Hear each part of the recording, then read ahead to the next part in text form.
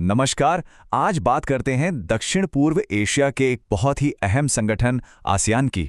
आखिर ये है क्या और दुनिया के लिए इतना जरूरी क्यों है? चलिए आज इसी को समझते हैं।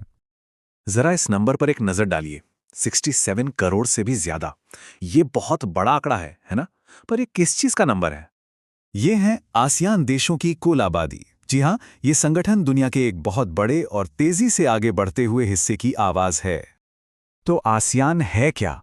अगर आसान भाषा में समझें तो ये दक्षिण पूर्व एशिया के 11 देशों का एक ग्रुप है और इन सबका मकसद एक ही है, मिलकर अपने इलाके में शांति, आर्थिक तरक्की और सामाजिक सहयोग को बढ़ावा देना।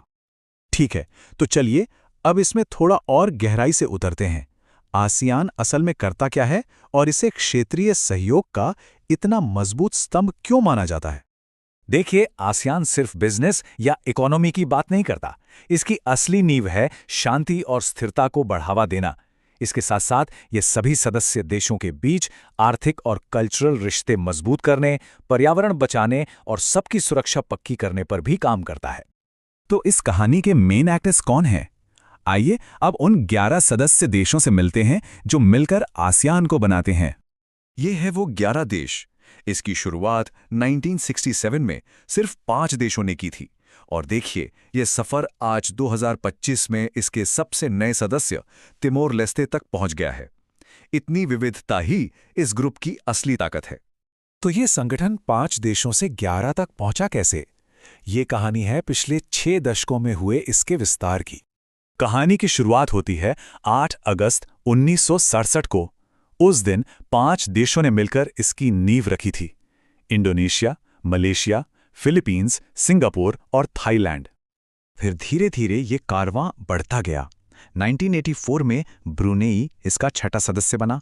फिर 90s का दौर आया जब वियतनाम, लाओस, म्यांमार और कंबोडिया भी इससे जुड़ गए और अब हाल ही में 2025 में तिमोर लेस्ते को भी 11वें सदस्य के तौर पर शामिल कर लिया गया। सोचिए, 5 देशों के एक छोटे से ग्रुप से लेकर एक बड़े क्षेत्रीय संगठन तक का सफर वाकई जबरदस्त है।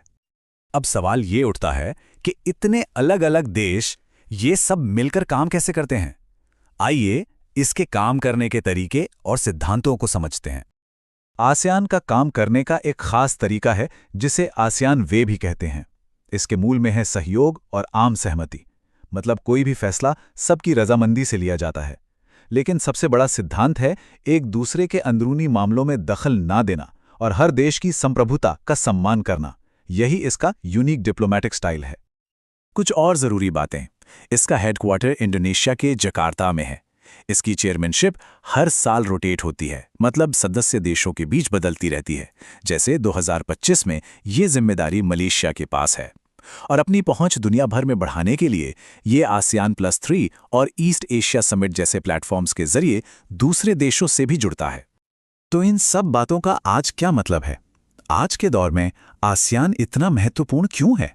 क्योंकि ये ग्लोबल स्टेज पर पूरे दक्षिण पूर्व एशिया की एक मजबूत और एकजुट आवाज है।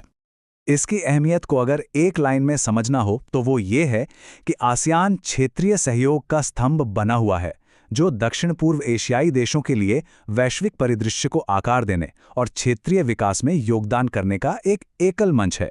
ये बात इस संगठन की भूमिका को बिल्कुल सटीक तरीके से बताती है। तो आज का सबसे बड़ा सवाल यही है कि लगातार बदलती हुई दुनिया की चुनौतियों के बीच सहयोग की ये भावना दक्षिण पूर्व एशिया के आने वाले 50 सालों को कैसे आकार देगी? ये एक ऐसा सवाल है जिसका जवाब इस पूरे क्षेत्र के भविष्य की दिशा तय करेगा।